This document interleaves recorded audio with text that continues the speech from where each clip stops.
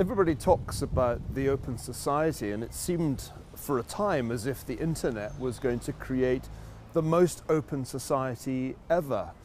What went wrong? It hasn't turned out to be the utopia of free speech and global toleration that we were promised. Just a few years ago, people had visions of cyberspace as a kind of utopia in which we would all be netizens exchanging ideas and learning from one another.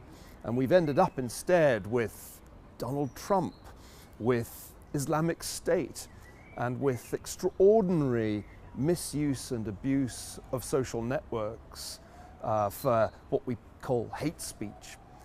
So I tried to explain why I think the world of the internet has been such a disillusioning world for so many people by talking about something very Hungarian, namely network theory.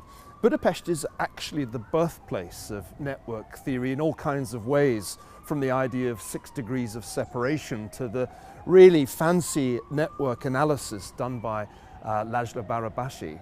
And I just borrow ideas from clever Hungarians and apply them to the past. And the argument is simple.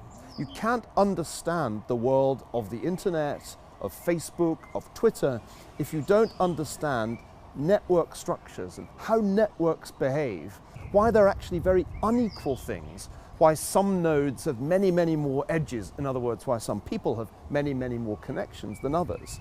And when you think of it that way, it turns out not to be surprising at all that the very, very open society we've created can be a society of intolerance and of hatred. One way of thinking about the past is in terms of networks and hierarchies. For most of history, people have lived in very hierarchical societies with one king or one emperor at the top and everybody else down below, quite disconnected from one another. But there have been 2 periods when networks have challenged hierarchies. One was the period after the introduction of the printing press in Europe, which saw a series of revolutions beginning with the Reformation and carrying on through the Scientific Revolution and the Enlightenment to the American and French Revolutions. The other age of network empowerment is our age, which began, I suppose, in the 1970s with the early innovations that produced the internet. And roughly speaking, the book was the thing that revolutionized the 16th, 17th and 18th century world. And the personal computer or smartphone has been the thing that has revolutionized our world. Well, back in the mid-19th century, there were utopians who predicted that utilitarian theories would allow societies to be perfectly organized. And Dostoevsky was very skeptical about that.